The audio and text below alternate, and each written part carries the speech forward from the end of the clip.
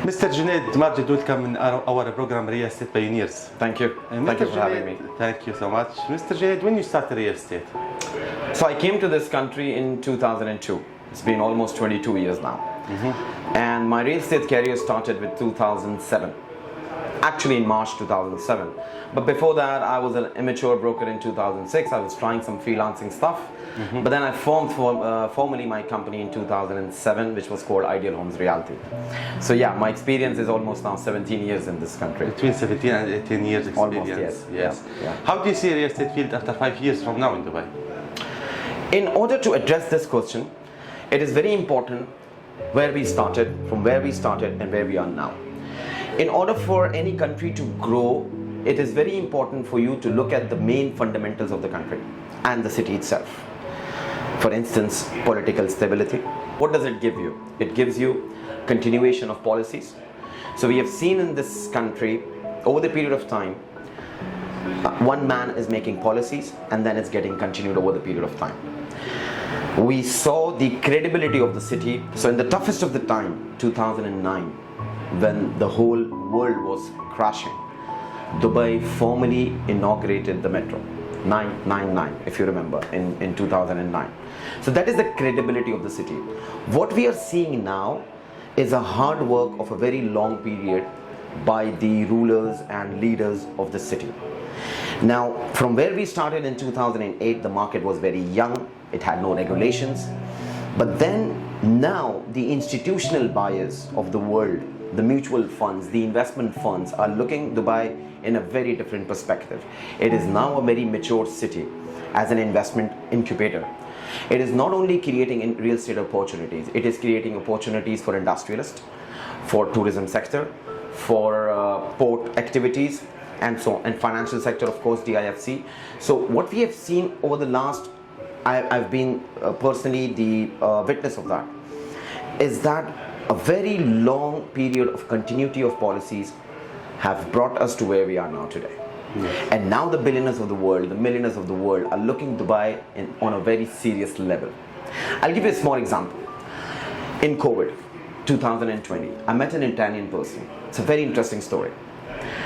And that person was stuck. He was not here as a resident. He was just as a tourist. He was having some work here. But then due to the flight closures, he got stuck here.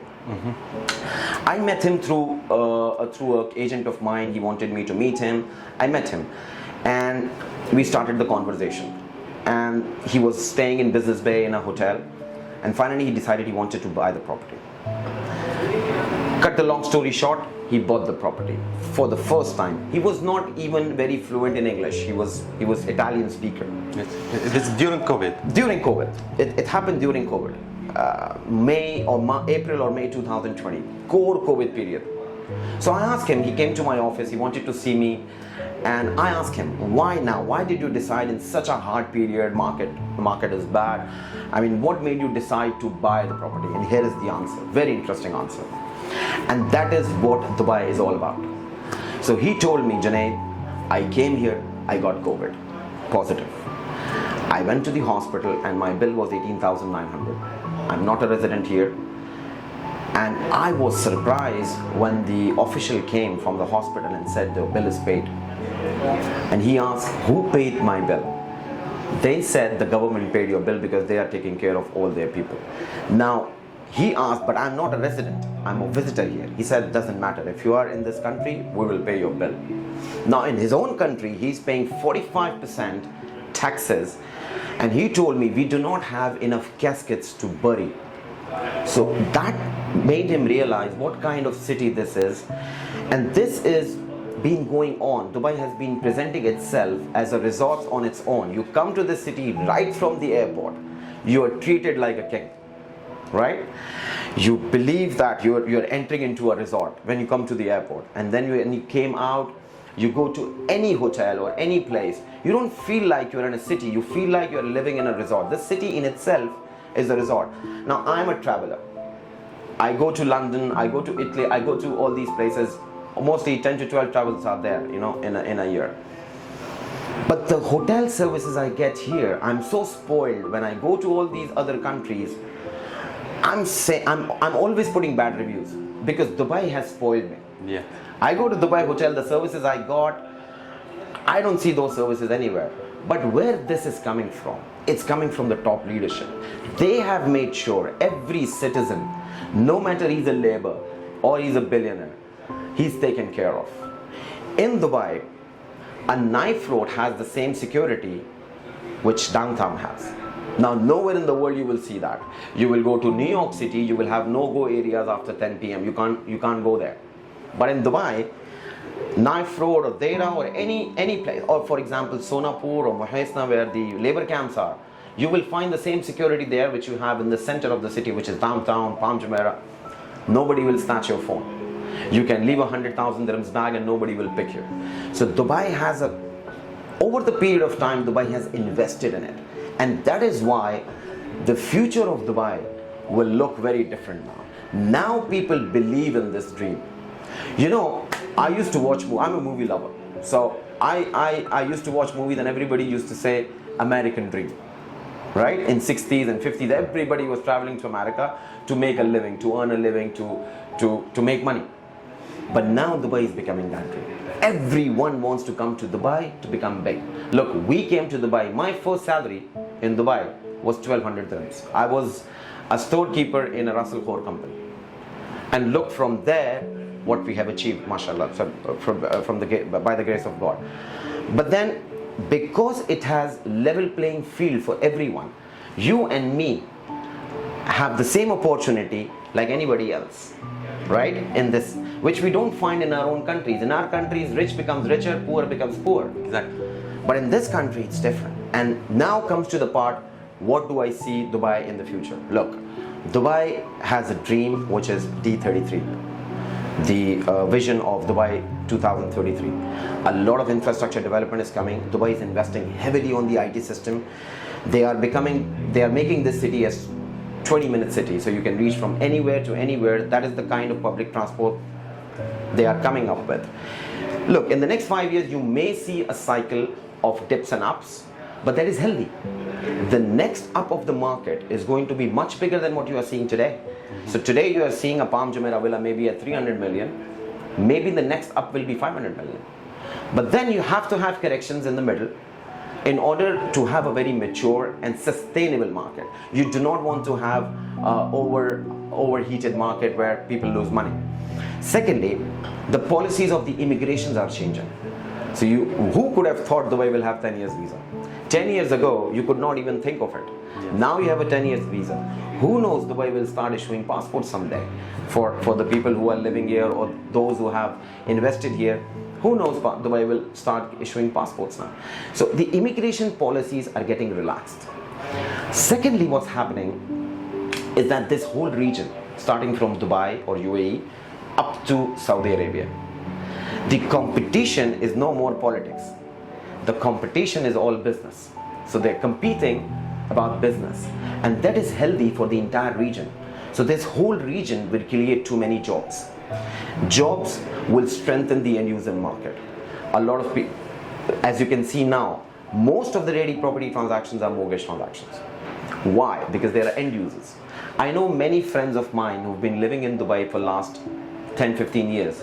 They were renting. They could afford it, but because they did not have long-term belief in Dubai, they were not buying it. They were living in a 300,000 rental villa or 500,000 rental villa, but they were not buying it for 10 million. But now they bought it for 20 million because now they believe this is a long-term, mature, secured market. Look at the transition now. Sheikh Hamdan, His Highness, has now become the Deputy Prime Minister. The smoothest of a political transition I have seen anywhere in the world. You have elections, you have fighting, I don't know what's happening, but here you have continuity of policies. And that will strengthen Dubai market over the period of time. Billionaires are shifting here. They're moving their offices here. And sooner, a lot of factories will shift here because of the location of the port. Another aspect of Dubai, which I think will increase the population. As you can see, we have almost doubled the population in the last 10 years, yes. Right? So that was the difficult part. Now, moving faster from here is very easy. Always the first step is difficult, right?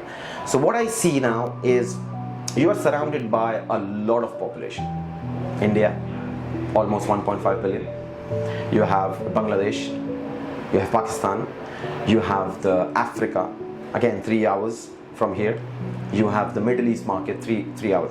All this is surrounded by almost 2.5-3 billion people. But which is the best city among this 3 billion population to live? If you have money or you have resources, where would you go? There is only one place in your mind, Dubai. You will eventually come to Dubai because nobody is going to give you the services. I've roamed around entire world. Yes, some places are more beautiful than the other, but you will never find the services that you will find in Dubai. So I believe the population is going to go more. All sort of people will come, from labor to billionaires. And then obviously the real estate market will require more housing to fill that gap. We hope. Mr. Junid, mashallah, you have a great experience in real estate. Thank you. Talk about 10 years. Yeah. I will ask you about, tell me more about your services in Dubai. That means how you can help anyone who want to invest in Dubai. So my brokerage firm, which is Visionary, we provide end-to-end services to any client. So for example, you are a client and you're buying property for the first time in Dubai. Now you have thousands of questions in your mind. Am I doing the right thing? Am I making the right decision or not? So first of all, we sit down with you. We make sure we understand your needs. Why are you buying? Are you an end user? Are you an investor? Do you want a rental income? So on and so forth. So first of all, we scan your investment and then bring the best packages in front of you. But that is not the end of the services. So for example, you bought an off-plan property from us, which is going to be handed over 3 years or 4 years down the line. We will make sure we are there for you at the time of handover. If you have any problems in paying installments, we are there to, change any installment plan that you have. We will help you in renting that property or selling that property during the construction. So we have complete end-to-end services from top to bottom. If you're an end user with mortgage who wants a ready property, we have a complete different secondary team who will roam you around, showing places to places, make sure your needs are taken care of. And if we sell you anything, that is not the end of our services. We believe in long-term relationships because in real estate, I'll tell you one thing, and not in real estate, in anything, why Dubai has happiness centers everywhere? Because you want to treat your clients like king. Once you do that, they bring more clients to you, and that is the business we are in. So our core motivation is to treat our clients like kings. If they have needs, sometimes practical, sometimes non-practical, it's our job to make them understand what is the right decision to make. That's what we do. Also, Mr. Junid, last 22 years, 23 years you live in Dubai. How do you see the life here? Absolutely no comparison anywhere in the world. People talk about Singapore and Hong Kong. I've been there. Absolutely no comparison. And I can give you many reasons for that. But I'll just touch the basic things that I love about Dubai. One of the things that we are facing in the world is right and left wing politics. You're either a right wing or left wing. You're either a conservative or a Democrat. It's not happening in Dubai. There's a political harmony, number one. Number two, there is a religious harmony. I can be Muslim, I can be Christian, I can be anybody. And I live with peace. There is no Islamophobia, there is no other white supremacist or whatever. There is nothing of that sort in Dubai. All of us live in harmony. Now we have a big rivalry between India and Pakistan, right? But we both live with love, even getting married here. So that is the kind of harmony we have. What do you need as a family? Harmony, peace, a good living, right? Exactly. Dubai invests a lot on the public parks, basic facilities for our kids, amazing schools, amazing health facilities, which is available now. So that is also very basic but very essential for a quality of living in anywhere you go. But the top spot, the number one rank, which I believe why people are thriving to come and live in Dubai, is security. Exactly. Now, I come from Pakistan. There are a lot of billionaires in Pakistan, but there's no security. You can't drive a Rolls Royce in Pakistan. You can't. You can't wear a very heavy watch in Pakistan. You'll get mugged eventually because of the security. Now here, And there has been many experiences like this. You keep a bag in Mall of the Emirates, you forgot a bag of 100,000 dirhams, it will come back to you. Nobody will keep it.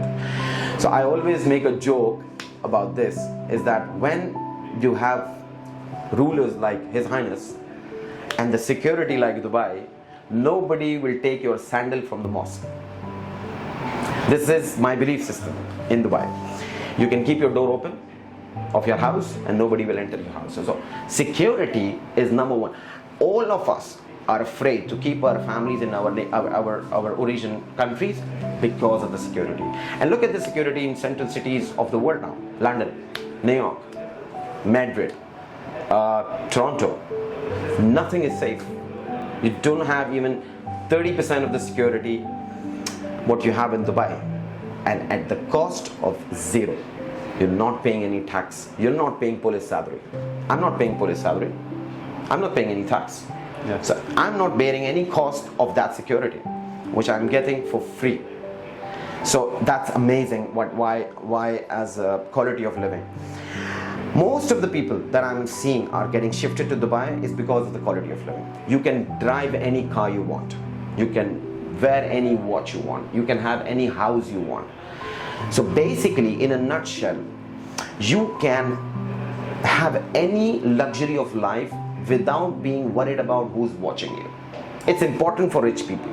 It's very important for rich people who's watching you. They want their privacies, right?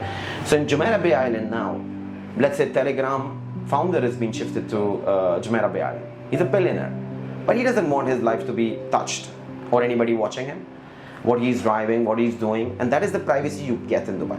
So beside the security, the privacy is also amazing. Yeah. I have 3 kids. Two of them are going to school, and the quality of education, the quality of teacher that I'm seeing here is getting better and better day by day, because that is what Dubai does. If they believe they are not good at something, they'll make sure they are best at that over the course of time. So their roads, their metros, their towers, their hotels, their services at the airport. Now, when I came to Dubai, I was in 2 hours line to get past the immigration 20 years ago, 22 years ago. But now, it takes 30 seconds. For me, without even the gate MSID, I'm just passing through the gate. So it is not automatic. Somebody is investing to make sure we get that facility. 7 major infrastructure projects are happening at the cost of around 5 billion. Al Khair Road, Sukaim Road, are you paying? Am I paying for that? No. It's the government who's making sure. So what's happening? All the money they are making, they're reinvesting in their own city. And that is the result of last 20-25 years. You've seen Dubai. When I came to Dubai, there were roundabouts on Sheikh Zayed Road. There was no interchange. There were roundabouts with 5-6 exits. Look, the road network from last 20 years. If you go to any major city, the road network has not changed much in last 20 years. London, central London, same road. New York, I was recently in New York, same road. Your car is jumping on the road, same road. So the infrastructure is amazing, and it's getting upgraded day by day. So as a quality of life, all the ingredients that you need to have a quality, peaceful, luxury living, it's available in Dubai. And for every sector of the society, it's not, you don't have to be a millionaire to have a quality of life. For instance, I know people with 15 to 20k salary living amazing life in Dubai. They are probably living in Sharjah or Dubai South area. They are into housing which they can afford. At the same time, for them, the services are the same, the security is the same, the health is the same, everything else is the same. So you don't have to be a millionaire to enjoy the quality of life in Dubai. You just have to be in Dubai to enjoy the quality of life. Mr. Junaid, we thank you for this interview. Really, I enjoy to make this interview with you. Pleasure is all mine. Thank you for having me, and I hope I meet you soon again. Sure, again. Thank you. Thank you.